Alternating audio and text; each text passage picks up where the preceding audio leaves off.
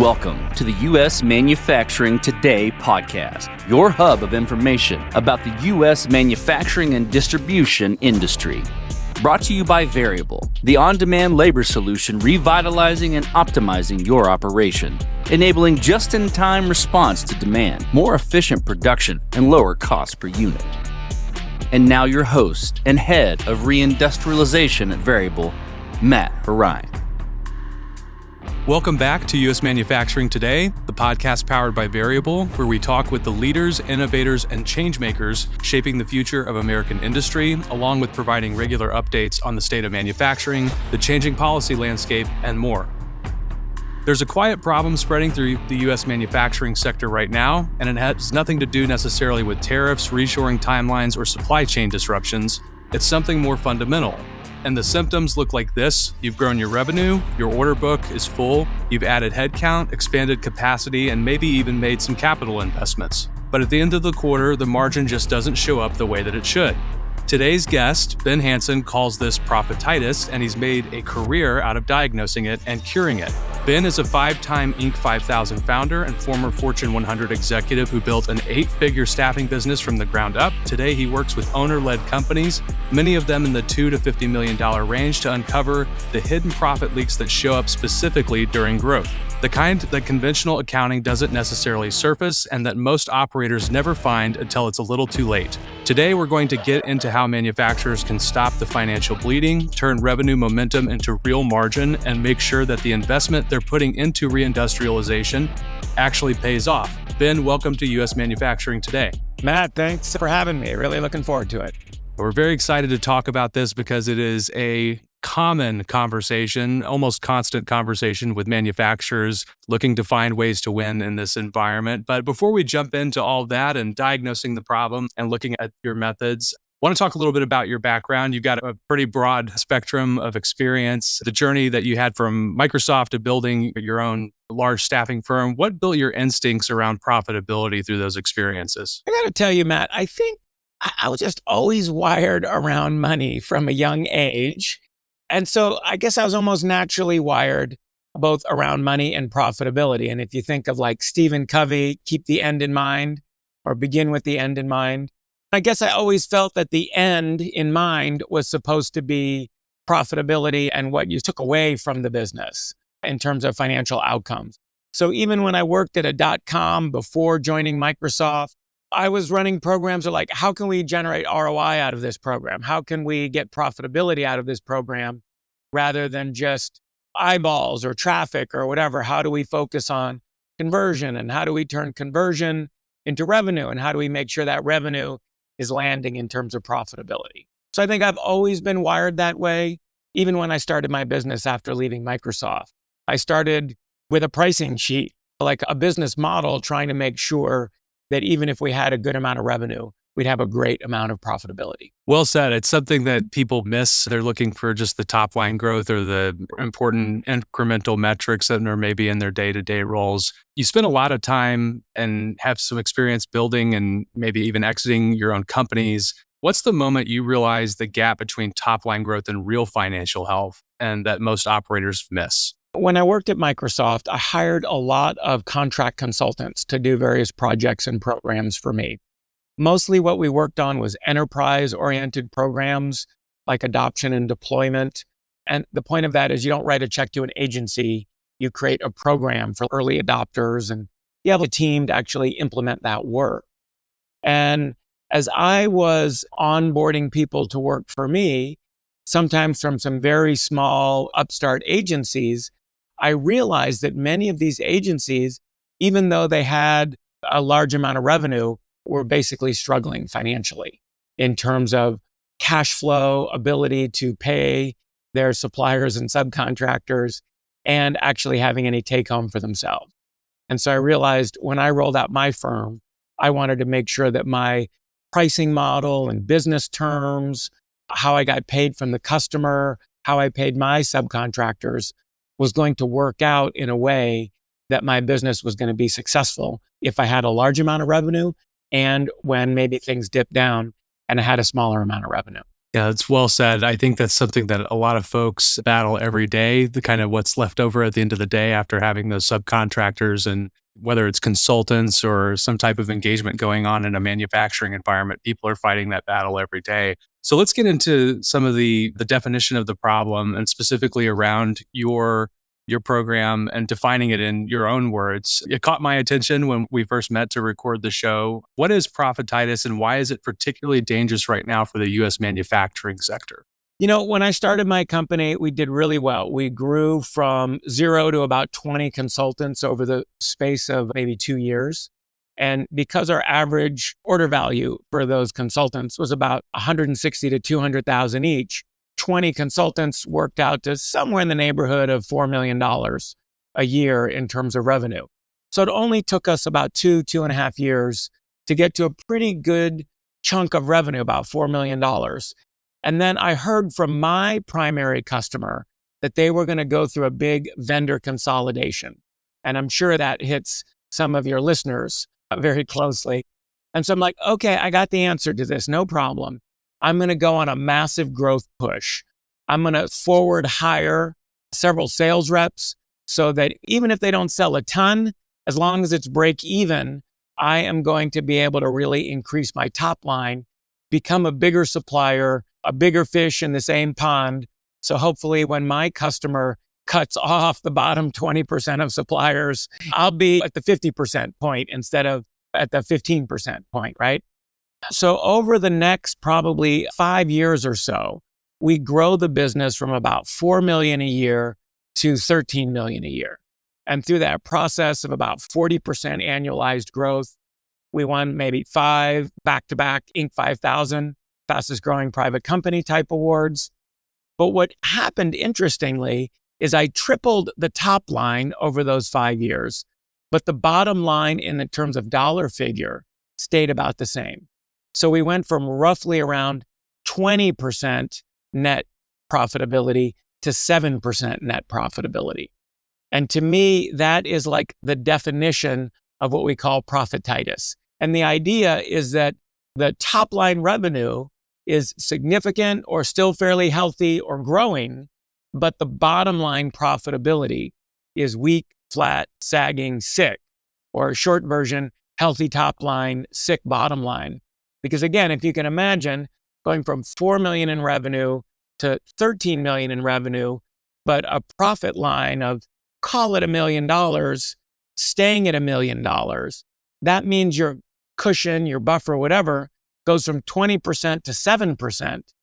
Another way to look at that, I'm doing 3 times as much work for the same reward. And not only is it 3 times as much work, but when your profitability gets skinnier, often what that means is that your headaches are like exponentially more. Things are more problematic. You have less cushion. Everything is more stressful.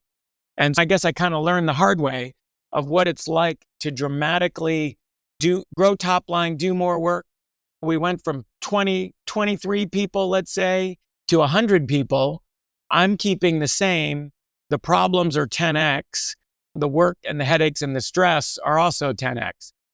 The best way, I would say, to protect yourself from all manner of business shocks and problems, whether it's tariffs or supply chain or labor shortages or regulation or leadership crisis in the business or somebody quitting or resigning or embezzling or all those things, is to just generally have a healthier business, a healthier profitability engine.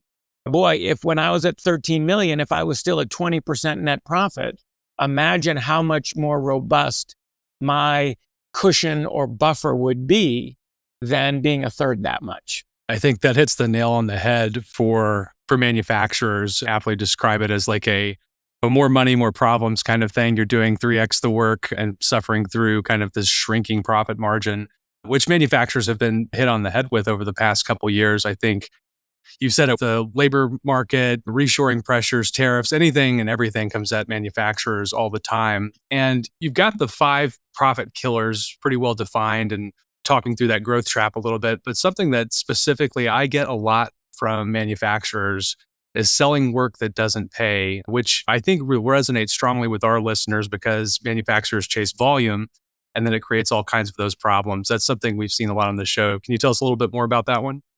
There's a lot to unpack there. You see it so much in the construction industry where people feel that they have a fixed set of costs, a bunch of people on salary that they have to, quote, keep busy.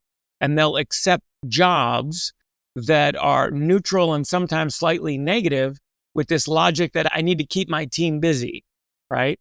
When you sell work that costs you money, it's taping a $100 bill to not just every order that goes out, every item on every pallet that goes out, right? And so there's a couple of parts there. There are absolutely certain kinds of businesses where you need to have a certain scale to be even effective or a player in the game. So sometimes maybe you need X million in revenue to even be in the game, and you know that getting there, you're going to be losing money. That's a little bit of a side situation here. We're going to put that case to the side. We're going to assume that let's say you're a smaller manufacturer at $10 million a year and you have been profitable, but now you're either chasing revenue to maintain that or to, let's say, get to 15 million a year in revenue, right? What I see all the time is if 5 years ago, when you were at 5 million, you were profitable, and let's say today at 10 million, you're less profitable. If you're thinking that if I only got to 12 or 15 million, I'd be profitable, you got to scratch your head. If the last 5 million in growth was ultimately margin and profit negative, why is the next X million going to change that? You can't sell your way out of a profit problem. If your business model is not right, if your pricing, so your economics are not correct or not profitable, just more revenue is likely not going to solve that problem. But it's very tempting to sell your way out of the problem. A rising tide lifts all boats. Revenue cures all. I can't remember who's so well known with that phrase. But if you are taping $100 bills to those items as they go out in pallets, it's not going to dig you out. It's going to dig you deeper. The first thing that came to mind as you were talking through that was the old adage that revenue cures all. It's something that we've all heard probably in our careers. In a lot of ways, it does in the terms of personal performance as people are going through and working their jobs. But you also hit on something there that I think is really a common question in the manufacturing space, the revenue range, where people are looking from anywhere from 5 to 50, but also that $10 million to $15 million sweet spot. 95% of the manufacturing sector is small business, family-led, founder-led, family-owned. You hinted at it there, but are there a lot of common blind spots in founder-led or family-owned manufacturing businesses that you see where this problem occurs most often? I'll tell you what I see so frequently in, I'm going to call it blue-collar style businesses. And that's not to say that everybody in manufacturing is, quote, blue collar, but I think so much in manufacturing, the people who run and own these maybe smaller manufacturing businesses, their background is manufacturing. And by that, maybe on the floor, working their way up, been around the business so long. Here's like a classic example. The person who was either the best sales rep or the best engineer in their old company, then decides, hey, I'm going to have my own company, right? But being a great salesperson or a great manufacturing leader, I'll take the word leader back, a great technical person in manufacturing doesn't necessarily make you great at the business side of it. So very commonly, imagine your dad was a plumber, you became a plumber, you were so good at it, now you've got a plumbing company with 30 trucks, and you're doing $15 million a year. What about that story guarantees that you're great at managing a P&L, managing expenses, dialing in pricing, cost optimization? Not necessarily the case. Now, that's not to say that self-made plumbers or self-made manufacturers are not sophisticated at that. We see a third being really gifted at the profitability, a third about average, and a third kind of in that lagging chunk there that's often really suffering on some of those business elements. And so that's a lot of who we're working with, those second two groups, trying to help them claw their way up into that top group. that's really executing well with profitability. Yeah, you define that really well because it is a lot of what we see in the manufacturing sector. They're really good at manufacturing. The engineer example is something that's really great, by the way, because you've seen a lot of folks who know products backwards and forwards, know the customer market, kind of transition to a leadership role. It does take on a different nature where you're looking at more things on the cash flow, the balance sheet, all of those types of ins and outs of running the business, which ultimately the goal is for growth, right? So if the people are looking at this as I run my business just fine, it's do you want to take that next step? Certainly something in there for everyone to dig into. I want to also kind of transition to talking about the Profit 180 program, and a few of the key details that we discussed when we met was specifically addressing things like utilization, converting fixed costs into variable ones to adapt to demand fluctuations. That's essentially the core thesis of what we do at Variable on the operational side. How often do you find that labor structure is the primary culprit when a manufacturer has some of these symptoms that you're talking about? I wanted to go back to what I was saying about construction when I said a lot of times people are working to keep, taking jobs to keep their crews busy. And then I want to kind of link that to manufacturing.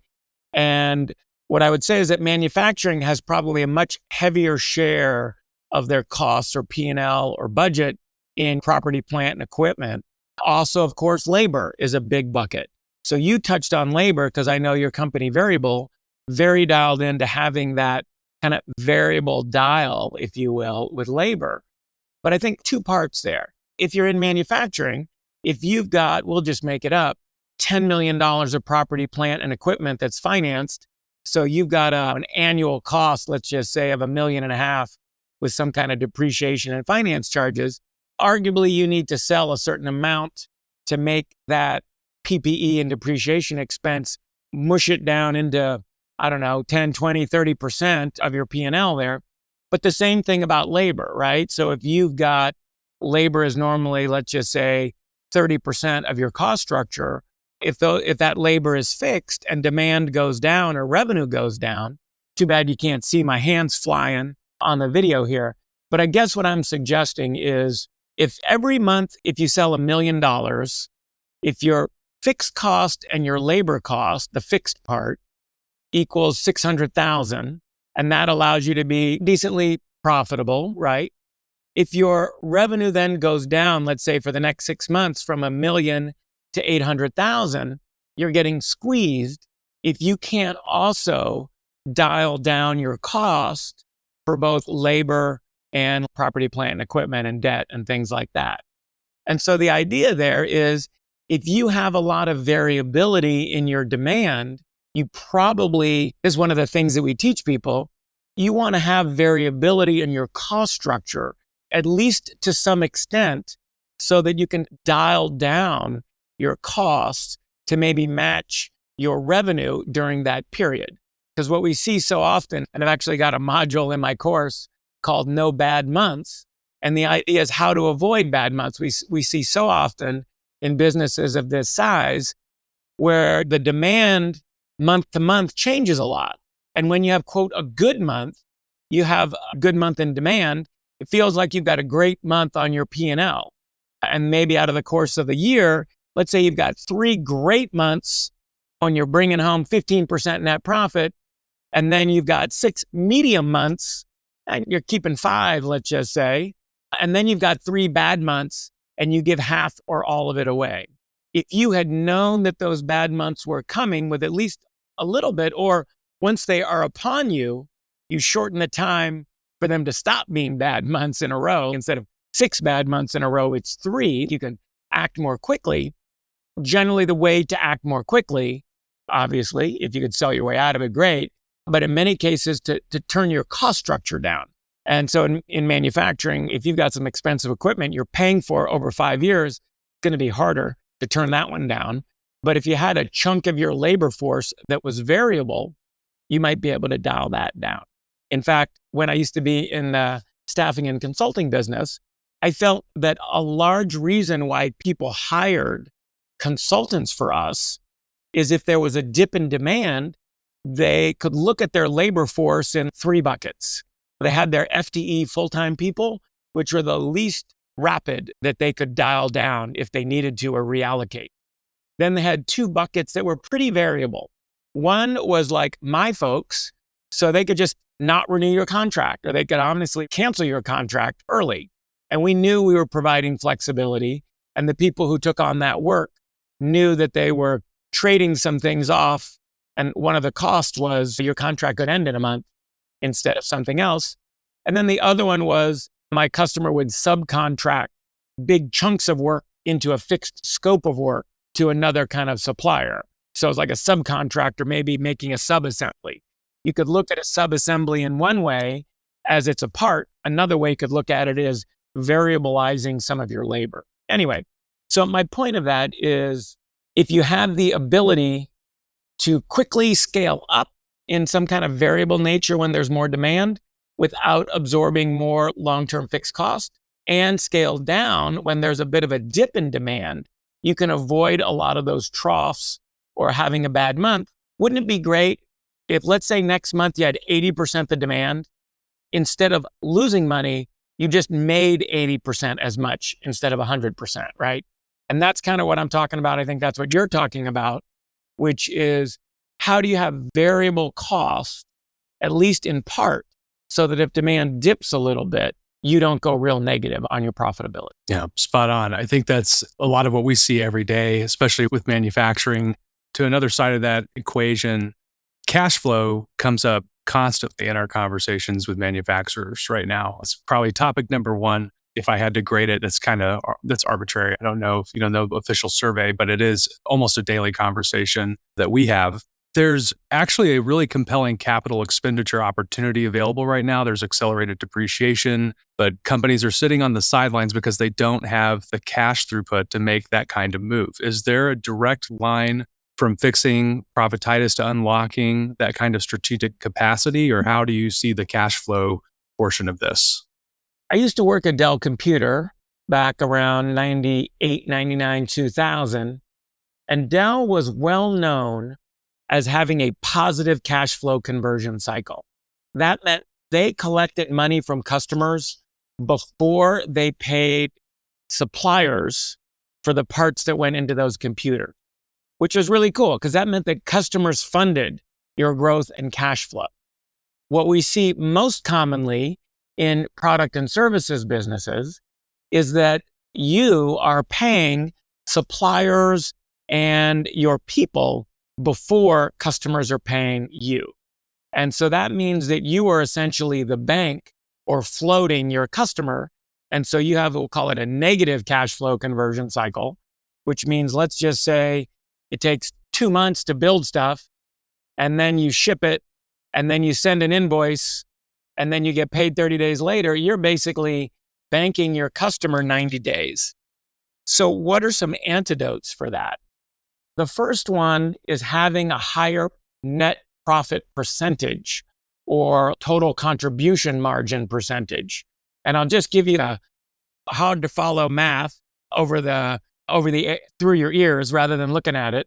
But just work with me for a minute. Let's pretend that your profitability is 10%. And so if you sell $1 million, you keep 100,000. Okay. And let's say you have to float $1 million to get started. Theoretically, you get all that money back in 10 months. But if you're twice as profitable, 20%, you'd be keeping 200,000 a month instead of 100. You'd get your cash back in 5 months. Or conversely, if you went down to 5% instead of 10%, it would take you 20 months to recoup that million. And so while it's hard to see my hands and the math and the charts in an audible way, what I'm trying to say is if you were twice as profitable on a percentage basis in terms of your total net margin, your cash flow challenges would be cut in half. Your break-even timeline would be cut in half. So the more profitable you are, the less of a cash flow problem you have. You might be saying, duh, but it'd be really interesting to map that out. Separately, another big tool is what I call payment terms and billing and invoicing and how people do that.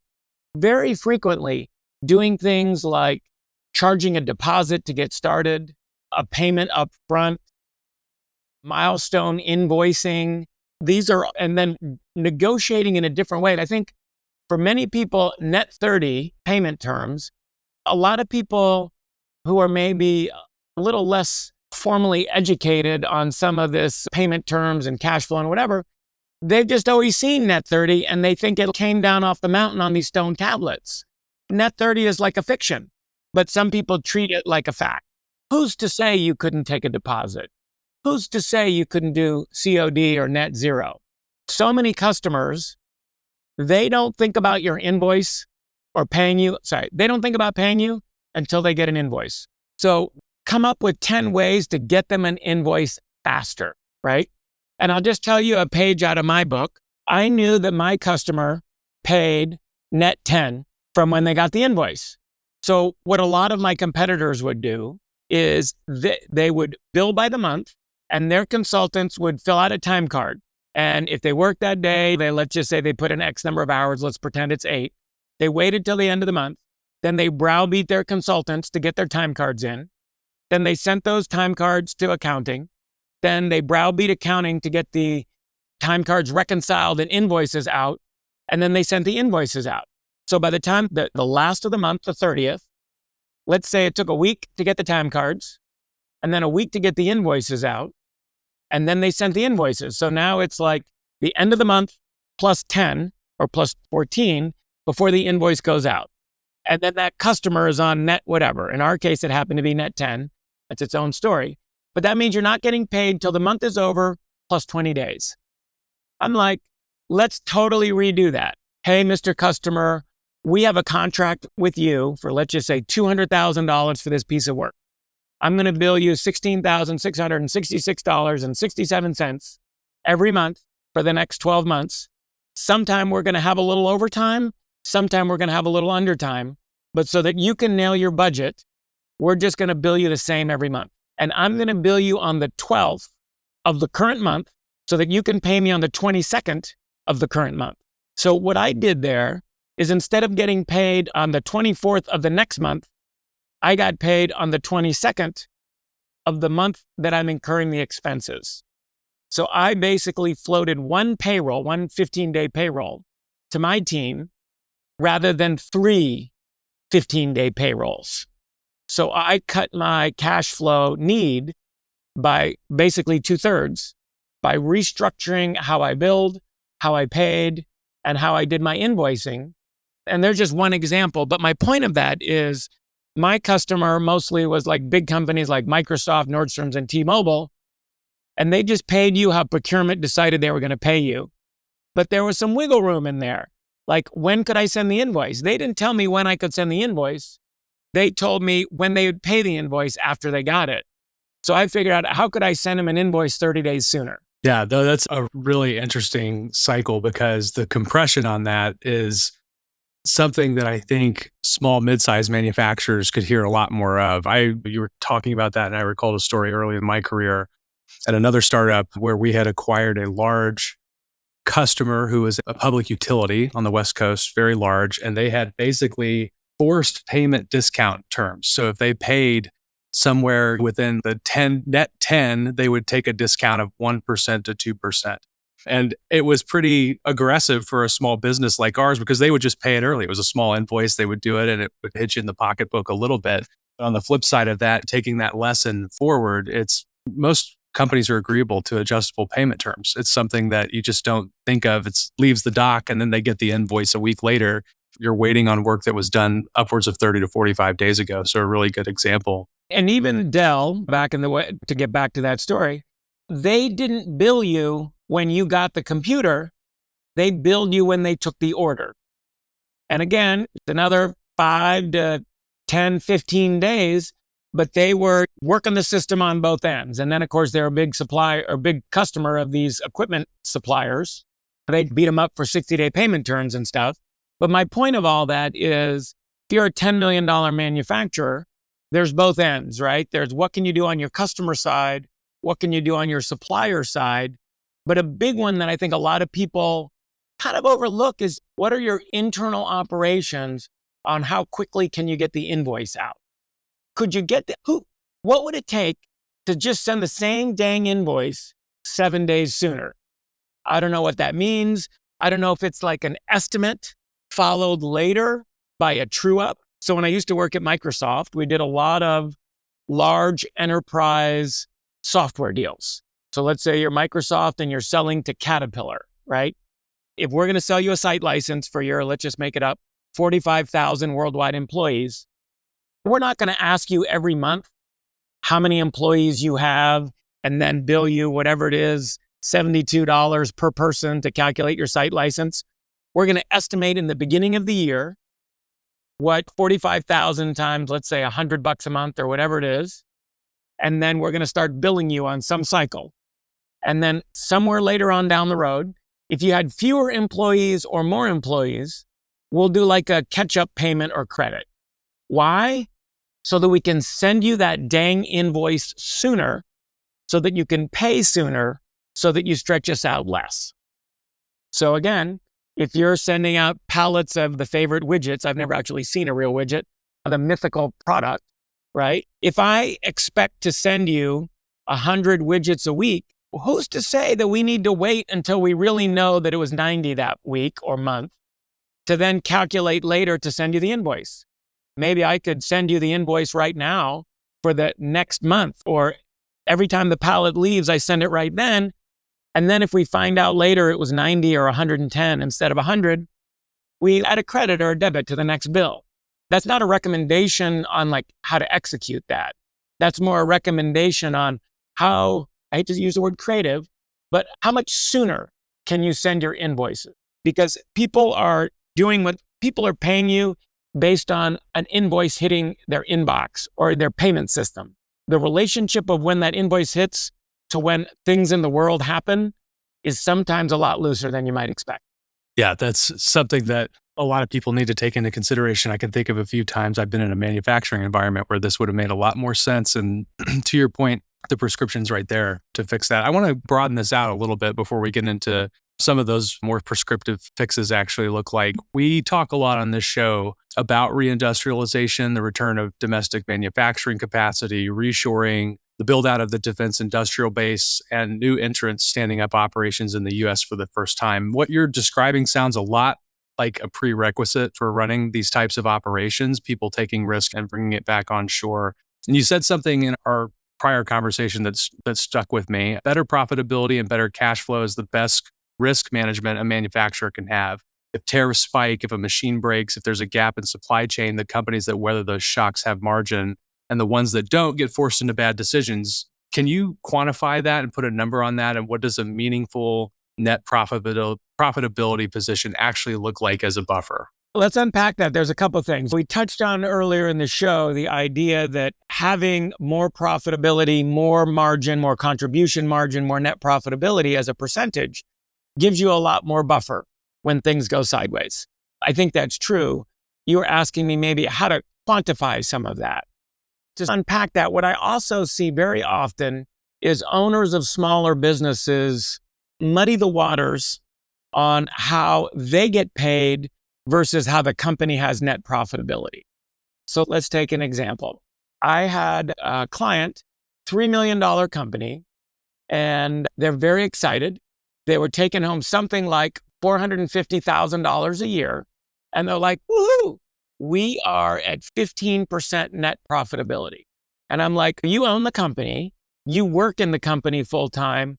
What's your salary? And she said $36,000 a year. And I'm like, how much would it cost you to pay somebody as good as you to do as good of a job? And that number's 136, 186, 2 something, whatever. And you're like, gosh, if you paid yourself 100,000, I think about 150,000 more is what we agreed on in that case, your company, like your salary would be paid, but then the company, instead of earning theoretically 450, would have been down to 300, which was basically taking that number from 15% net profit down to 10. And what I'm bringing up here is I would say that a 10% net profit after all the dust is settled and accounting for any equity holders who are getting paid by distribution instead of salary to get, quote, a fair salary. Now, I'm not saying you need to pay it as a salary. You could maybe pay it out of distributions. By the way, my lawyer wants you to know that I'm not an accountant. not in charge of your taxes or the IRS. But my point of that is, even if she didn't take it as a salary, she, quote, should have assumed that out of the bottom line net profitability, let's say 150,000 was really her salary. So that means she should get, quote, paid, or at least accounted for in her mind, what her real salary was for being the CEO and a full-time senior level leader, manager of the company, and then separately, what the company is generating, right? So if you've got that $50 million manufacturing company and you're thinking about selling to private equity, I guarantee, maybe not the first thing, one of the first things private equity would do in evaluating the value of your company is to see what is it going to take to replace the current equity owners who are working in the business with like regular employees that they would have to go hire on the open market. So if it's a family business and it's you, your brother, your sister, and your dad, and you guys are making crap salaries, but taking it out of distribution, and it would cost you $250,000 each to replace your tiny salary with somebody off the open market, 4 times 250 is $1 million. They would likely reduce your bottom line net income by $1 million to account for those salaries. So I recommend that you might do that in your head and then see what's left and compare that to our 10% benchmark, which means like 100,000 per million. So after you're paying those people the right salary, whether it's actually W-2 salary or kind of a calculation from the net income, and then what's left? Are you keeping 100,000 per million or 10%? That would probably be a baseline to say that you're somewhere in the neighborhood of average. And less than that is going to be below average, hello, Profititis town, or better than 10%. Now you're starting to get into the rarer air. And every market's a little bit different.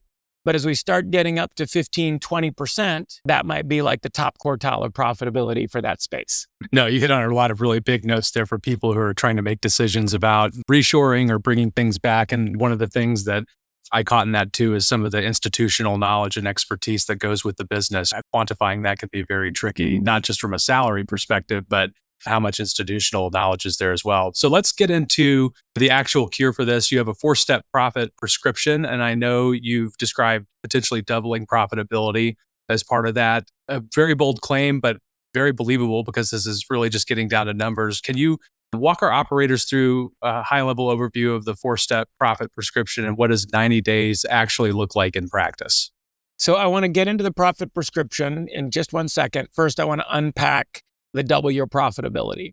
Our baseline performance, if you will, guarantee with the clients that we accept is to increase their net profitability by 5%. Very commonly, we even help them increase their profitability by 10 points or more. So that is another 50 to 100,000 of net income per million of revenue. Not to get too mathy there, but a lot of times we're taking on clients in the low single digits of profitability. So 5 million in revenue, translating something to $200,000, $300,000, $400,000 a year in net income. And we typically allow them to double that. We only offer that guarantee to people that we know we can be successful with. That's how we are able to deliver on that. Now, what is the profit prescription? There's basically 4 parts to that. One is the mindset and the profit psychology about focusing on profitability. It sounds sometimes silly in the telling, but in the doing, we see very commonly that people who are really challenged with profitability or exhibiting profititis are so dang focused on revenue, firefighting, fixing operational problems that they're not really spending a lot of time, energy, and priority on profitability. So if you're not working on it, you're likely not going to have great result there. So the first is to kind of unpack that, show them that, give them some tips, tools, tricks on how to work on that and kind of build that in to the fabric of who they are and how they manage their work. The second thing we call our profit accelerator phase is where we show them literally how to optimize profitability or optimize for profitability. around key elements of the company. Who are their customers? What do they make and sell? Who is their team and how are they paying them? How are they working with subcontractors? Some core fundamental things like that. Then we have a third phase, which we call our profit CFO, like Chief Financial Officer. In many cases, small to mid-sized companies, again, if you're more self-taught, monthly financial review, A, there might not be one. B, it might be really loosey-goosey. And C, a lot of times our founders and many folks on the leadership are not like superstars at reading through those financial reports, really understanding, being able to use them to optimize, avoid bad months, and really maximize their profitability.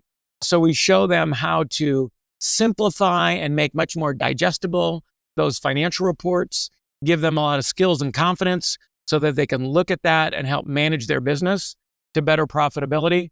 And it's also in that module that we really dive into things like pricing, discounting, customer terms, cash flow conversion cycles, collections, inventory management, some of those kind of things. And then the fourth area, which sometimes is the most fun, is what we call profit growth. So once you've identified and kind of cleaned up your business and profit model, so let's just say you've moved from 3% net profitability to 8 or 13% net profitability, then we show you how to grow the most profitable parts of that business. And I'll just say that it's likely that if you're operating at 10% net profitability all up, it's likely that a third of your business, I'll tell you a story about this in a second, is pretty low margin, maybe even negative. A third of your business might be 5 to 10 to 15% net margin, and a third might be 10 to 15, 20, 25% net margin. So the question is, why grow the worst stuff when you could cut it, which is what we work on in Profit Accelerator. But then in profit growth, we want to grow that top third of what you do. Let me share with you a story. I was working with about a $90 million when I started and about $110 million when I stopped working with them, manufacturer of construction-related materials. And then they were also a subcontractor to install those materials. Very similar to manufacturing. They did have a manufacturing plant, but it was more like feeding the construction side. And so we looked at all their work. We called it Operation Dog Catcher, which is how you to optimize your customer and project base. And we realized that the top quarter of work they had done over the last 2 years was literally responsible for all of the profitability that they had over those 2 years. And you're like, wow, interesting.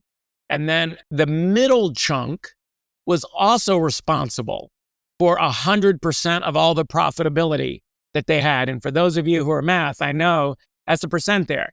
But the bottom quarter of the work that they had done cost them the same amount as their total net profitability. So one way to look at that is 75%, the bottom quarter and the middle, they had done all that work over the last 2 years, basically for free. And it was only the top quartile, quarter, 25% of the work they had done that was really putting money in their pockets. And so when you think of our profit formula, first that psychology is to start looking at things like I just described.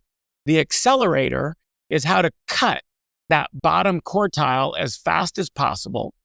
Then the third part, which is our profit CFO, is to really start putting numbers to that and then looking at some of those financial levers, pricing, tools, cash flow, invoicing, collections, inventory, stuff like that. And then the fourth part is how do we grow that top quartile where there's really a lot more profitability. So that is the 4-step breakdown, or not breakdown, the 4-point plan, which is the psychology to focus on profitability, the quick acceleration to improve profitability by not doing the things that are not working well across suppliers, products, your payroll and labor, subcontractors and suppliers, that sort of thing. Then looking at the numbers differently, making them easier, making them help you. The last part is to double down on your sweet spots that you're doing really well in. But you said you hit something that was really important there because it is psychology. I think the profit question versus that top line growth. We hear a lot about top line growth. So before I let you go, and this has been an excellent show, we always close the show with this question. And I ask because our operators or our audience are operators. They look for this kind of advice. And so I wouldn't call it necessarily free advice, but something you would recommend to do today. For a manufacturer listening to this right now, maybe running a $10 million operation, maybe feeling like the revenue is there, but the margin isn't showing up the way that they would like. What's the one thing they can do in the next 30 days to start diagnosing whether they have profititis? Not to make a bad reference to Alcoholics Anonymous, but I think that the first step is knowing that you have a problem.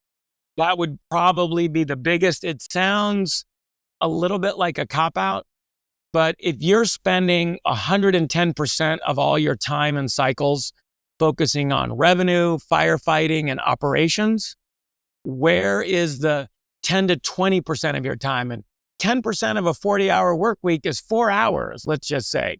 Do you have even 2 to 4 hours blocked into your calendar to directly tackle profitability? I have a tool or a concept that we call Money Mondays.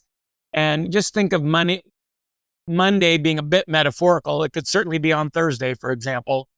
But I would love for every owner operator to, at an absolute bare minimum, book 2 hours a week on their calendar. 1 hour with your leadership team, 1 hour with just yourself, and maybe an accountability buddy to make sure that you're on it instead of doing all the other junk that's screaming for your attention. And really think, I'm going to laser focus those 2 hours on profitability, not revenue. So how could we increase pricing? How could we reduce discounting? How could we collect faster? How could we stop doing things that are costing us money? How could we optimize and shift towards things that are higher return, higher value, higher profitability? So I would say Money Mondays is the absolute number one foundational thing. Do you have some time locked into your calendar and that of your leadership team? Again, not to focus on revenue and growth, not to focus on operations or firefighting. And it's a fair answer to say that if processes are broken, it's costing you money. I get it. But I'm pretty sure that you're going to be spending a lot of time working on those things already. But I will say, if you don't have 2-4 hours a week, you and your leadership dialed in on the profit side, you're probably not fixing some of those broken economics. Excellent advice. No, that makes a lot of sense. You got to take the time to plan for it. And like you said, identify that there is a problem. You also have a tool, a profit leakage detector on your site. It looks like a great resource for our audience if they wanted to do an assessment. So it's www.profitdoctor.com/leaks, LEAKS, like profit leaking out of your bucket.